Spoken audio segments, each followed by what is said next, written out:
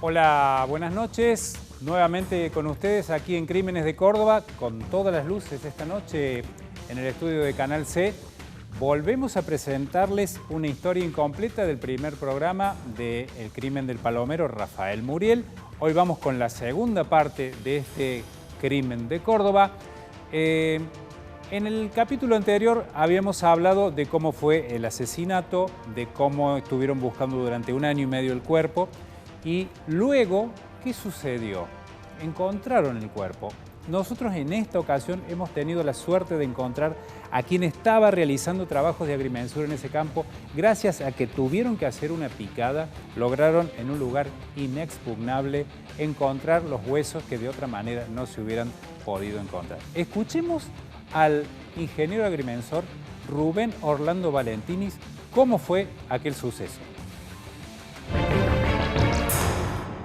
El sábado 17 de octubre de 1998 nos encontrábamos haciendo una mensura con el ingeniero que era mi socio, Daniel Peretti, que ya falleció hace 3 años, con el ayudante ártico, que le habíamos encargado una serie de tareas, y yo, ingeniero Rubén Valentinis, digamos, estábamos en la zona, en los campos que pertenecen a la familia Marconetti. En un día largo de trabajo, llovía cada rato, y en un sendero que el vaquiano ártico había talado, digamos, los árboles y los espinillos de esa zona, por una zona muy impenetrable, digamos, y nosotros necesitamos hacer visuales para poder medir con los aparatos, que era una estación total. Nos refugiamos en un momento dado, protegimos el aparato para que no se echara a perder, y bueno, en ese momento es que retrocedo y encuentro un hueso largo, una clavícula y la mandíbula más allá perdida bajo un espinillo, así a flor de tierra. Entonces, bueno, enseguida les hago notar a estaba Daniel y Ártico, le digo, de la dentadura que estaba arreglada, y le digo, esto es de una persona que se hace arreglar los dientes, o sea que una persona culta, se supone. Y enseguida denotamos, digamos, en la mandíbula había un agujerito, digamos, que parecía un orificio de bala. Es un hallazgo, digamos, muy, muy casual. Entonces, que fue debido a un parar en el lugar por la lluvia que nos refugiamos, y bueno, y vimos eso ahí. Del tema, digamos, del hallazgo, digamos. También se pudo ver un poquito como unos jirones de pelo o un poquito de ropa colgada del espinillo, pero la idea en concreto es que esa zona es impenetrable, digamos, para acceder caminando. Únicamente fue porque se hizo ese sendero o picada, digamos, para poder medir, que se pudo encontrar los huesos. Si ustedes no hacían esa picada, no se encontraban nunca más. No había forma, porque es como impenetrable la zona, y bueno, el cuerpo que uno arroje ahí, todos los bichitos del campo, digamos, empiezan a comer la carne, los cartílagos, todo, quedan los huesos limpísimos, o sea, una cosa, ni pelo ni nada. O sea, claro. ¿Qué particularidades tenían esos huesos, particularmente la maxilar? Maxilar inferior, ¿verdad? Sí, la mandíbula. No había, lo único denotado, digamos, era que estaba perforado, tenía una salida de un huequito muy, muy llamativo, que parecía una bala, o sea, una cosa que enseguida los tres dijimos, parece un disparo. Y bueno, estaban todos los dientes emplomados, digamos, trabajados arreglados, digamos, la parte de abajo. La parte de arriba no la vimos, estaba la parte esa de abajo de la mandíbula y una clavícula. Bueno, en ese momento nosotros decidimos seguir trabajando, y eran las 3 de la tarde más o menos de un sábado, y hasta las 7... No podían cortar porque el aparato era carísimo, el alquiler, y se estaba largando a llover casi todo el tiempo. Sí, queríamos aprovechar el día porque sabíamos que si era de alguna persona que estaban buscando, o cualquier persona, o el hallazgo de por sí era llamativo, digamos, iban a acercar la zona para hacer el correspondiente, hacemos la acción policial, digamos. De todos modos, nosotros dejamos en el mismo lugar donde nos encontramos la mandíbula y la clavícula. A la tarde entonces le dijimos a Ártico, digamos, que se empilchara, digamos, porque estamos todos embarrados, sucios por el trabajo, y hoy que fuera a hacer una declaración, digamos, de policial.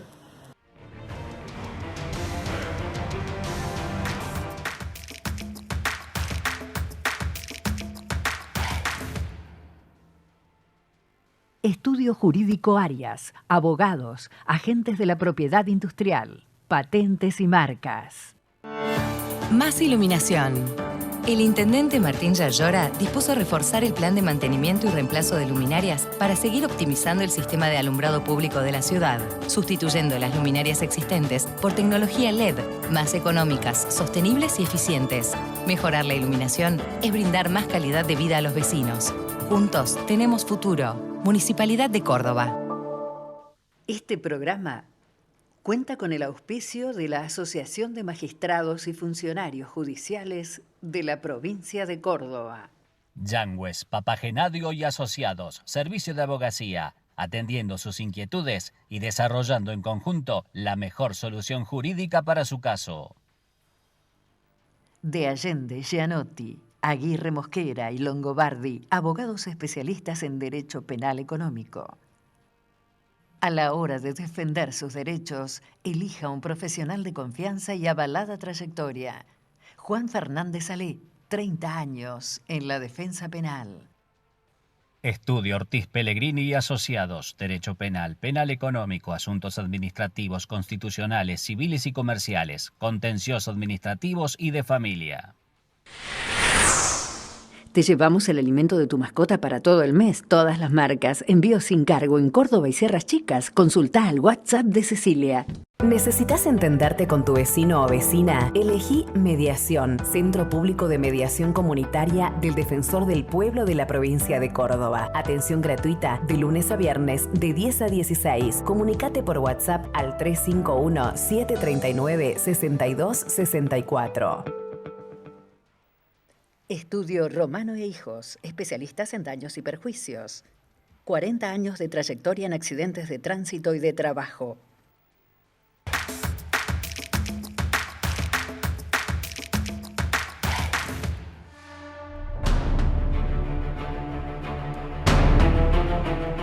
En la continuidad del caso de Rafael Muriel, les decimos que el hallazgo de esos huesos implicó que inmediatamente se trasladara ese maxilar y se allanara el mismo día, al día siguiente, el domicilio odontológico de la persona que trataba a Rafael Muriel. Esto permitió, porque estaba de viaje, tuvieron que allanarle la casa, permitió ese mismo día siguiente saber que se trataba de Rafael Muriel y así avanzar con la investigación. ¿Qué pasó después que fueron juzgados los dos responsables, Ariel Villafañe y el chico menor de edad, que fueron condenados a 10 años de prisión ambos? La Cámara del Crimen, la 11ª, dijo que tenían que ser investigadas 3 personas más. La viuda, Gabriela Villafañe, y los hermanos Ayes, que trabajaban con él. Vamos a remontarnos porque estamos encontrando al ingeniero Valentini, 22 años después del hallazgo, a uno de los investigadores policiales que también estuvo tratando de determinar determinadas cuestiones de quién fueron los responsables de este crimen y de qué manera avanzaron y no pudieron avanzar. Él va a analizar una de las hipótesis. El sargento primero retirado, Rafael Sáenz de Tejada, una persona que nos recibió en su casa y de esta manera contaba para él quién era la persona que, según su hipótesis, era la responsable de este crimen. Responsable última, responsable intelectual. Lo escuchamos. El responsable intelectual para mí,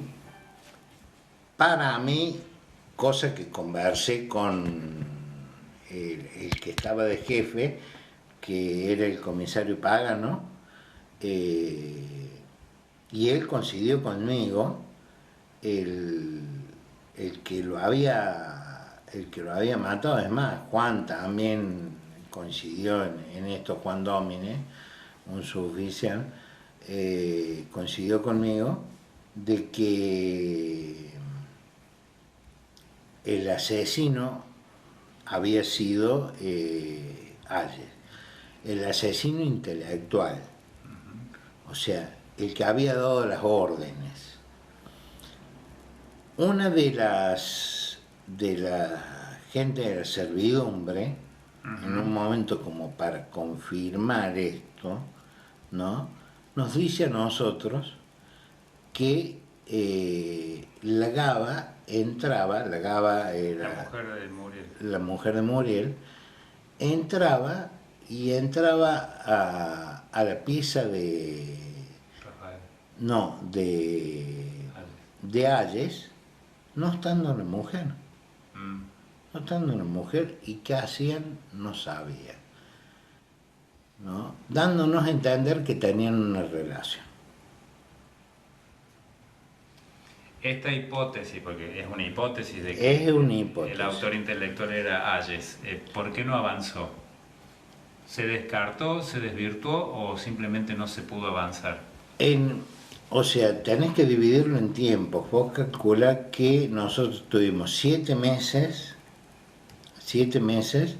y después 2 meses más, después cuando aparecen los restos óseos de Muriel.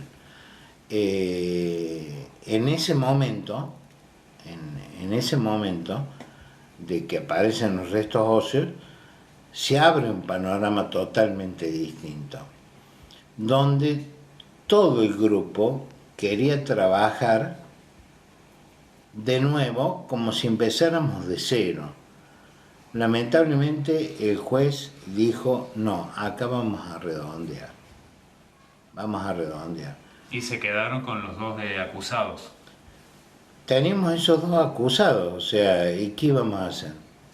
O sea, volver a la vieja policía, agarrarlos a palo para que nos dijeran. Claro. No se quiso llegar a quién le había dado las órdenes a ellos. Exacto. Nosotros teníamos claras dudas de la Gaba, que había participado en llevarlos por el otro lado del río esa noche, ¿no?, juntarlo al padre y llevarlo a la casa con el hermano, ¿no?, y bueno, y la chata para la casa. ¿Cuáles fueron los errores que cometen ellos? Que no se dieron cuenta que nosotros nos percatamos en primer momento. La chata, ellos mismos lo dicen, había sido lavado, y siempre que volvía de una cacería la lavaban, y más cuando iba a venir otro grupo de caza. Entonces siempre la lavaban. La chata tenía rastros pero clarísimos de tierra con rayitas, lo típico de cuando se anda por el monte con un auto. Era tierra con rayitas, todo rayitas. En el programa anterior nosotros hablamos de la jueza Ramírez, ¿se acuerda? Aquella camarista del crimen que tenía algunas cuestiones oscuras o sospechosas o incompatibles con su actividad de la magistratura. Pero vamos a hablar con este investigador policial, Sáenz de Tejada, quien nos va a explicar por qué para él en este crimen no tenía nada que ver. Hay una serie de hechos de los últimos 3-4 años que denotan una permanente fricción. Yo asevero que es por parte de ellos. Nosotros realizamos esta actividad en aproximadamente 40-50 campos de toda la zona, y ella compra este primer campo del contador Rugerson hace aproximadamente 6 meses. La jueza, una de las cosas que tenía la jueza, quien más empujaba para que se le investigara a la jueza, era Hayes. Hayes continuamente decía, yo no les voy a dar nada hasta que no investiguen, nos extorsionamos con eso, no les voy a dar nada y sé mucho de la jueza hasta tanto. Entonces le decimos, mira, si nosotros cosa que no podemos. Dice, estuviéramos investigando las cosas, no te lo vamos a decir. Ella quería agrandar sus cotos de casa. Quería agrandar y lo decía. Lo decía, ¿no? Pero estaba muy lejos, como te digo, muy lejos de poder llegarle a Muriel. Te insisto, Muriel era un tipo muy inteligente, muy inteligente. O sea, en un momento, al principio de la investigación, nosotros pensamos que todo esto, Hayes lo había hecho para sacarse la jueza de encima. ¿Me entiendes? Y la jueza, en ámbitos privados, se quejaba, reclamaba que esto, que lo otro, ¿me entendés? De por qué le estaban cargando las culpas. Cosa que no pudimos encontrar nada.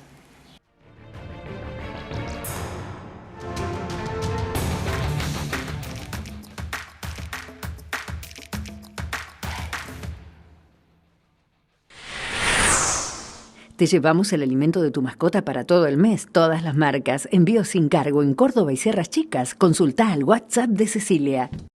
Estudio Jurídico Arias, abogados, agentes de la propiedad industrial, patentes y marcas. Más iluminación. El intendente Martín Yayora dispuso reforzar el plan de mantenimiento y reemplazo de luminarias para seguir optimizando el sistema de alumbrado público de la ciudad, sustituyendo las luminarias existentes por tecnología LED, más económicas, sostenibles y eficientes. Mejorar la iluminación es brindar más calidad de vida a los vecinos. Juntos tenemos futuro. Municipalidad de Córdoba. Este programa cuenta con el auspicio de la Asociación de Magistrados y Funcionarios Judiciales de la provincia de Córdoba. Yangües, Papagenadio y Asociados, servicio de abogacía, atendiendo sus inquietudes y desarrollando en conjunto la mejor solución jurídica para su caso. De Allende, Gianotti, Aguirre Mosquera y Longobardi, abogados especialistas en Derecho Penal Económico. A la hora de defender sus derechos, elija un profesional de confianza y avalada trayectoria. Juan Fernández Salé, 30 años en la defensa penal. Estudio Ortiz Pellegrini y Asociados, Derecho Penal, Penal Económico, Asuntos Administrativos, Constitucionales, Civiles y Comerciales, Contencioso Administrativos y de Familia. ¿Necesitas entenderte con tu vecino o vecina? Elegí Mediación, Centro Público de Mediación Comunitaria del Defensor del Pueblo de la provincia de Córdoba. Atención gratuita de lunes a viernes de 10 a 16. Comunicate por WhatsApp al 351-739-6264. Estudio Romano e Hijos, especialistas en daños y perjuicios. 40 años de trayectoria en accidentes de tránsito y de trabajo.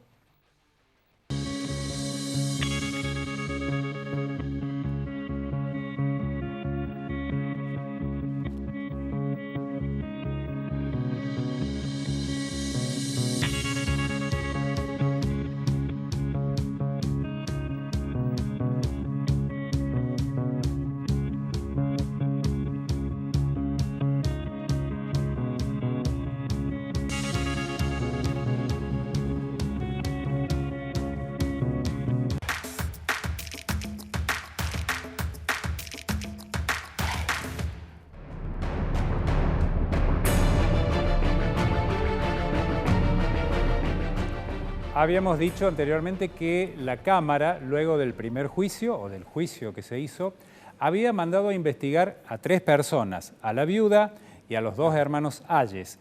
Nos remontamos a aquel año 2000, cuando la Fiscalía de Jesús María y el Juzgado de Control de Jesús María se hacen cargo de esta segunda parte de la investigación, y para eso consultamos con alguien que estaba parte de esa investigación, comisionado por la Fiscalía General, un joven, Martín Bertone, que en aquel momento era prosecretario, hoy es camarista del crimen. Nos va a contar primero por qué habla él y luego por qué desemboca esta investigación en un sobreseimiento de las 3 personas por la duda insuperable. Lo vemos. La Cámara Onceava del Crimen realizó el juicio y dictó una sentencia. Esa sentencia remitió antecedentes para que se volviera a trabajar sobre la causa, ya con algunas hipótesis de investigación y líneas definidas en donde la Cámara fue trazando ese camino. Eran 3 las personas sospechadas y que la Cámara enviaba. Uno, Alejandro Ayesconi, otro Ezequiel Ayesconi y Gabriela Villafañe. Ayesconi, Alejandro y Ezequiel habían sido socios y compañeros de trabajo de Rafael Muriel. Y por otro lado, Gabriela Villafañe es la ex esposa, la viuda de Rafael Muriel. Se remitieron los antecedentes y se remitió todas las actuaciones. Entonces el fiscal que recibió esa causa, que era Almeida, José Almeida, decide pedir a Fiscalía General que se comisione a alguien. Entonces Fiscalía General comisiona a un funcionario y fui yo como prosecretario exclusivamente para trabajar en esta continuación de la causa. También el doctor Oscar Patat, juez de control, fue quien realizó el control de garantías en la segunda parte de la investigación. Yo me comuniqué con ambos y los dos están jubilados en este momento. Me pidieron que hablara en nombre de todos los que trabajamos en esa investigación. En esta segunda parte recibimos las líneas y empezamos a enumerarlas y a trabajar una línea en forma individual. Se comisionó gente específicamente respecto de Gabriela Villafañe. Había 13 puntos que la Cámara había dado como sospechosos. Respecto de Ayesconi, los hermanos, sobre todo de Alejandro, había 9 puntos que consideraban como que había que investigar, juntar pruebas para ver si se llegaba a algún conocimiento que variara el estado de situación. Allí se desarrolló el trabajo a lo largo de más de 2 años, se tomaron más de 70 y tantos testimonios y se hicieron 5 cuerpos de pruebas más, con intervenciones telefónicas, con comisiones de varios policías comisionados. Se trabajó en la zona mucho y se les atribuyó, se les imputó a Ayesconi, a Alejandro Ezequiel y a Gabriela Villafañe el delito de homicidio agravado por 2 elementos, por el número de personas y por el vínculo que tenía Gabriela Villafañe, porque se entendía que ella había participado junto con su hermano, quien fue condenado, Ariel Villafañe, el Zorrito, a tramar esto, y que alguno de ellos, no Gabriela, pero alguno de los otros 2, o Alejandro o Ezequiel, habría participado esa noche junto con Quiroga y Ariel Villafañe para realizar el homicidio. Trabajados las líneas de investigación y toda la prueba que se reunió, se llegó a la conclusión siguiente, que muchos puntos, algunos se pudieron despejar, es decir, se llegó a conseguir elementos de prueba para relacionarlos y conocer qué había pasado, y otros puntos no. De respecto de estos otros puntos que no se consiguieron aclarar, entonces el fiscal Almeida le pidió al juez Patat y él decidió sobreseerlos por la imputación de homicidio calificado, pero por duda insuperable. Es decir, no había más pruebas para diligenciar, y más allá de que no había más pruebas para diligenciar, tampoco había ninguna forma de obtener nueva información para cambiar ese estado de conocimiento. ¿Qué pruebas se diligenciaron? Y bueno, algunas de las que no se alcanzaron a aclarar totalmente es, por ejemplo, respecto de Ayesconi, el horario justo cuando se produce la muerte de Rafael Muriel. Él no puede dar una explicación que fuera totalmente satisfactoria en cuanto a una hora reloj en la que estuvo, dice, tomando una cerveza, según declaró, solo en un bar. Porque se trabajó sobre el bar era un bar que estaba en el fondo de una estación de gas para autos, de carga de gas. Y en ese bar estaba abierto desde tempranas horas de la mañana hasta las 21 horas. La gente que tenía la concesión se llegó a dar con ella, nunca atendía después de las 21 horas, salvo que los empleados de la estación le hicieran un pedido especial de un asado para ellos, pero tampoco estaba abierto al público. En consecuencia, esa afirmación de Alejandro Vallesconi quedó sin poder corroborar a nivel probatorio dónde había estado él en esa hora que le sobraba de tiempo. Porque desde que salía del sanatorio, que estaba acompañando a su ex esposa, que estaba operada, hasta llegar a su domicilio, le sobraron 60 minutos, y por la cercanía del lugar en donde fue el homicidio de Rafael Muriel, sí podría haber llegado e intervenido en el lugar, lo que no se pudo acreditar tampoco nadie lo vio en el lugar de los hechos. Sí queda la duda sobre qué hizo durante ese horario. ¿Y Gabriela?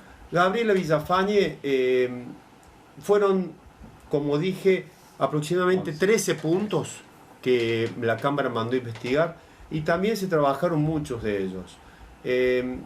Hay algunos que no se pudieron aclarar totalmente, como por ejemplo, ¿qué sucedió esa mañana? ¿Qué pasó cuando ella se entera de la desaparición de su marido? Que tarda varias horas para hasta hacer la denuncia, hasta el mediodía de ese día domingo. Incluso cuando a las 7 de la mañana un vecino ártico le dice a Gabriela: vaya y haga la denuncia, vaya y no toque la casa, no toque la camioneta de su esposo, no la mueva del lugar y denuncie, que la policía haga el trabajo.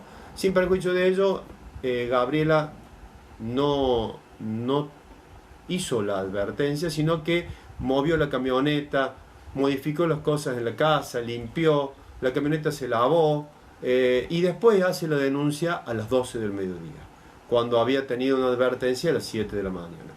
Estos indicios, junto con algunos otros, hacen que tanto Gabriela como los hermanos Vallesconi hayan sido sobreseídos, pero porque no se ha llegado a acreditar prueba ni para despejar que ellos no tuvieron intervención en nada relacionado con el homicidio de Rafael Muriel, como tampoco que sus estrategias de dónde habían estado y por qué habían tenido determinados tipos de actitudes, no se llegó a acreditar. Entonces, la duda era insuperable, por ese motivo se sobreseyó la causa.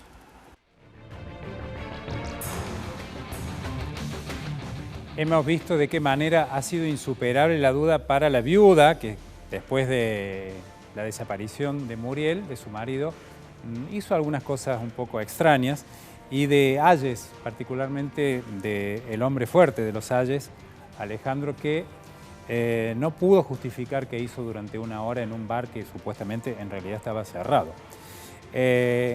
Fueron sobreseídos entonces por el beneficio de la duda insuperable. Pero vamos a aportar un dato más de fuentes policiales, de fuentes judiciales y de fuentes políticas también. Apenas desaparece Muriel, Alejandro Hayes, un hombre de muchas influencias, tiene una entrevista con Oscar Aguad, ministro de Asuntos Institucionales de la provincia, del gobierno de Ramón Bautista Mestre, año 1997. De esa reunión sale lo siguiente: se ofrece dinero aportado por el amigo íntimo de Muriel, Rafael Hayes, 3.000 pesos o dólares en aquel momento, eran el equivalente del 1 a 1 de la convertibilidad, de recompensa a quien aporte datos, para lo cual se puso un 0800. ¿Quién manejaba ese 0800 o quién recibía las grabaciones que se hacían de esas denuncias anónimas? Alejandro Hayes. Luego Alejandro Hayes también consta en las actuaciones, contrata un investigador privado retirado del FBI de Estados Unidos, quien le cobra aparentemente 15.000, le habría cobrado 15.000 dólares, pero aparentemente tampoco le dio un informe que pueda obrar para la justicia. Las informaciones que provenían del 0800, apenas desaparece Muriel, las manejaba primero Hayes, la misma persona que después terminó siendo investigado. O sea, qué paradoja para una investigación iniciarse de esa manera, porque sobre esa base se basó esta investigación judicial que después, en este punto, no pudo prosperar. Yo me voy a despedir de ustedes, les agradezco haber estado conmigo, acompañarme en este caso Muriel en 2 partes. Muchísimas gracias y hasta la próxima.